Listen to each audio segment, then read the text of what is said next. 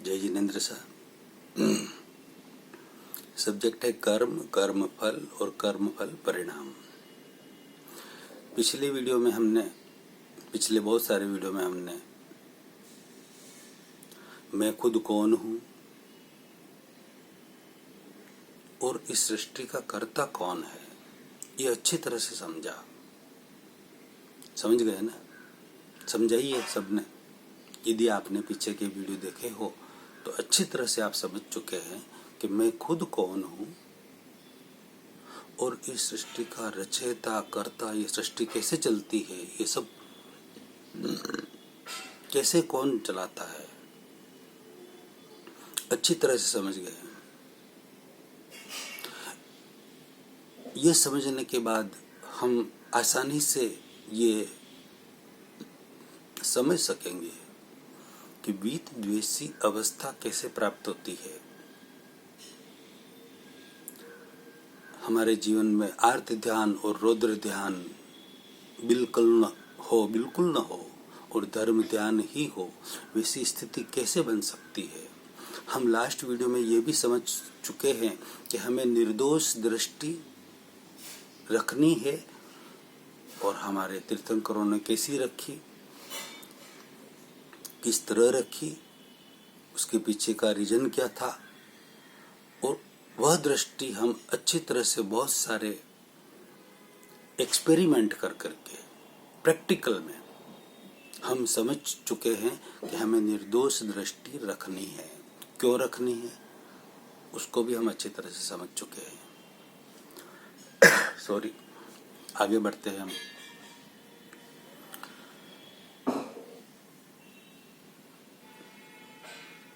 अब हम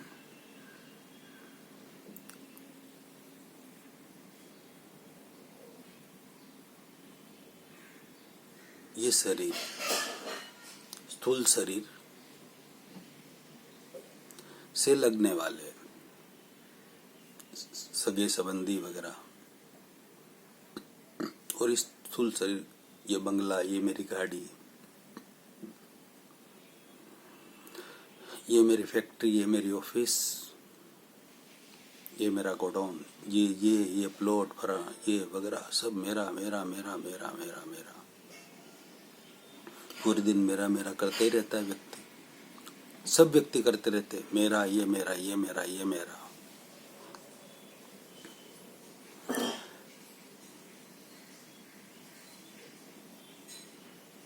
यदि ये शरीर भी छोड़ के जाना है यहाँ पर, ये आप सबको पता है, अच्छी तरह से पता है ना? ये शरीर भी यहाँ पर ही सबको एक दिन छोड़कर जाना है। कहते हैं ना कि खाली मुट्ठी आए हैं और खाली हाथ आए हैं और खाली हाथ चले जाएंगे, ऐसा कहते हैं ना? नहीं, हम मुट्ठी बांध कर आए हैं और मुट्ठी बांध कर ही जाएंगे। ये कैसे? हम पूर्व भव से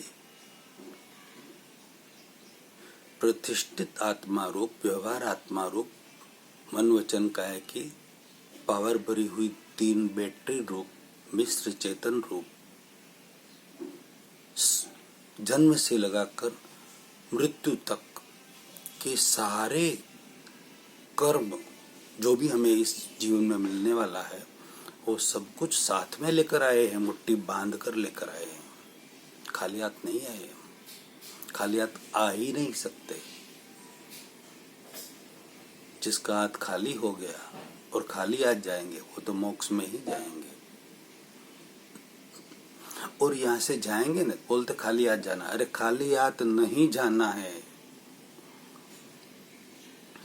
जो आप लेकर आए हैं ना, उसे जब आप भुगत रहे थे उदय कर्म को, उसके पीछे जो आपके भुगतते हुए आपके जो भाव क्रिया थी, आपकी भाव क्रिया, उसके अनुसार आपके शुभ और अशुभ कर्मों का बंधन हर समय हो रहा है और मृत्यु तक हर समय होता रहा और हो गया। उस सब को एक साथ आपने जितना यहाँ पर जो भाव क्रिया की, वो सब कुछ मुट्ठी बांधकर नए सिरे से नया जीवन, नया शरीर आपके कर्मों के अनुसार आगे मिलेगा।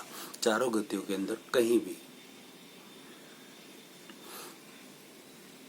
मुट्ठी बांध कर आए हैं कर्मों की, प्रारब्ध की, वो सब यहाँ पर खाली किया, उसी को आप निर्जरा कह रहे हैं।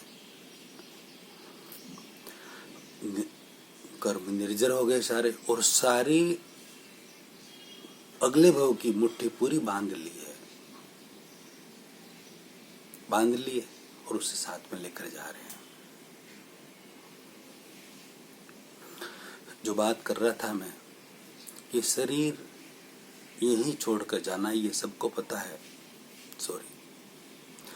सबको पता है कि शरीर यहीं छोड़ के जाना है 100%। ये शरीर भी मेरा नहीं है, ये भी साथ नहीं चलेगा। तो इस शरीर से लगने वाले सारे सगे संबंधी, पत्नी, माता पिता, बच्चे,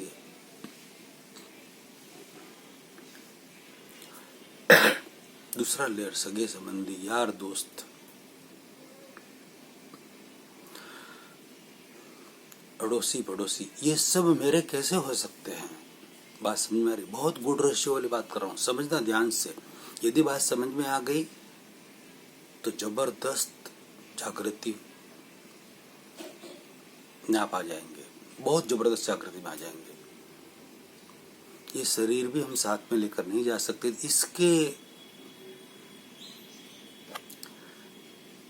इससे लगने वाले सारे सगे संबंधी, हमारे परिवार, हमारे कुटुंब वाले, हमारे परिवार वाले, सारे सगे संबंधी, सारे यार दोस्त, वो हमारे कैसे हो सकते हैं?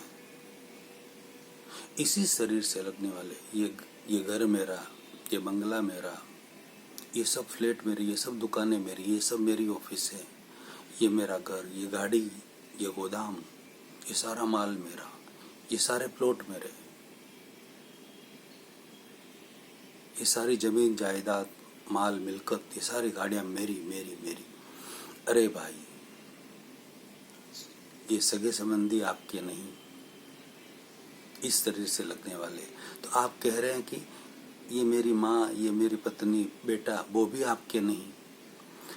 तो आपके ये गाड़ी, बंगले, मोटर वगैरह, दुकान, ऑफिस, माल, मिलकत, प्लॉट आपके कैसे हुए? आपके नहीं है ना? बात समझ में आ रही? प्रैक्टिकल बात कर रहा हूं मैं। यानी कि सजीव और निर्जीव जिनको आप अपना मान रहे हैं, वो भी आपके नहीं है, राइट? इस शरीर से लगने वाले, ये शरीर भी यहीं छोड़कर जाना है, वह भी आपका नहीं है, नहीं है। ये स्थूल शरीर है, इसके अंदर सूक्ष्म शरीर है, कार्बन शरीर है, कोजल बॉडी, इलेक्ट्रिकल बॉडी, तेजस शरीर को भी, वो भी आपके नहीं है। उसके आगे क्या? उसके आगे तो आत्मा है, मूल स्वरूप है, मूल आत्मा है, बस वही आपकी है। ये हकीकत है। मैं कौन हूं? मैं शुद्ध आत्मा हूं, मैं प्योर सोल हूं। प्योर सोल यानी कि जैसे सिद्ध परमात्मा है, वैसा ही मैं प्योर सोल हूं। उनके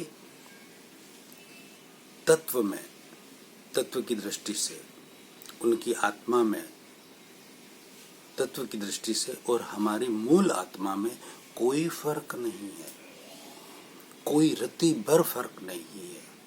यानी कि जो मूल आत्मा हमारी है वही हमारी है, उसके अलावा हमारा कोई नहीं है। सिद्ध भगवान मोक्ष में पधार गए तो उनके पास क्या है? अभी स्थूल शरीर नहीं है, सूक्ष्म शरीर नहीं है, सूक्ष्मतम शरीर नहीं है, नहीं है ना, कोजल बॉडी नहीं है, तेजस शरीर नहीं है, प्योर चेतन, प्योर आत्मा ही परमात्मा बन चुके हैं वो। तो वैसे ही आत्मा हमारे भीतर है जो प्योर चेतन है, और उस आत्मा का गुण है ज्ञान और दर्शन। आत्मा की क्रिया है ज्ञान क्रिया और दर्शन क्रिया। आत्मा का स्वभाव है देखना और जानना, ज्ञाता और दृष्टा, देखना और जानना। इसके अलावा सब कुछ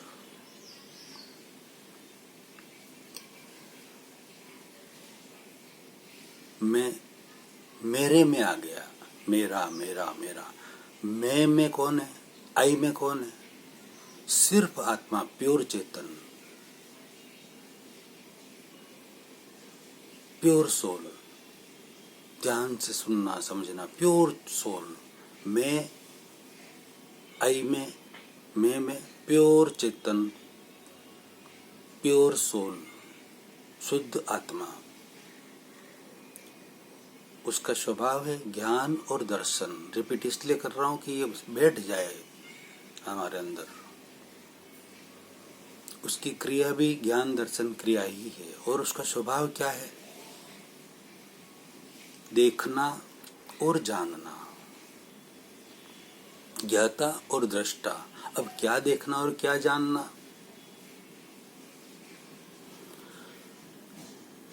अशोक, आपका जो भी नाम हो, ये अशोक अपने मन से, वचन से, काया से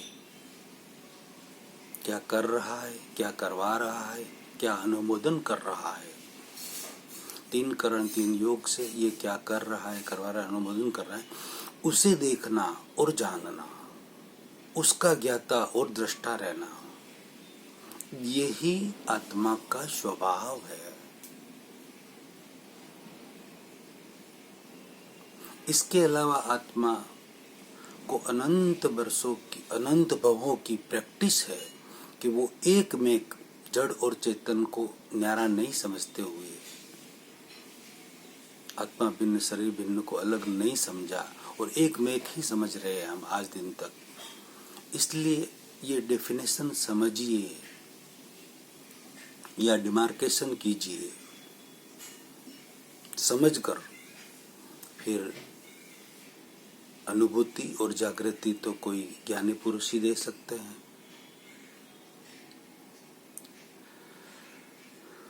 अति विशिष्ट अतीन्द्रिय ज्ञानी पुरुष आज इस कलयुग में पंचम आर्य में हाजिर है, वो दे सकते हैं।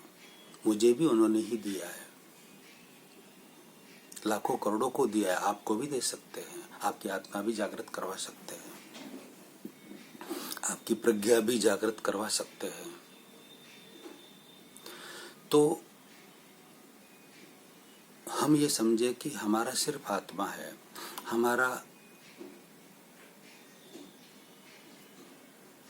पावर चेतन, इलेक्ट्रिकल बॉडी,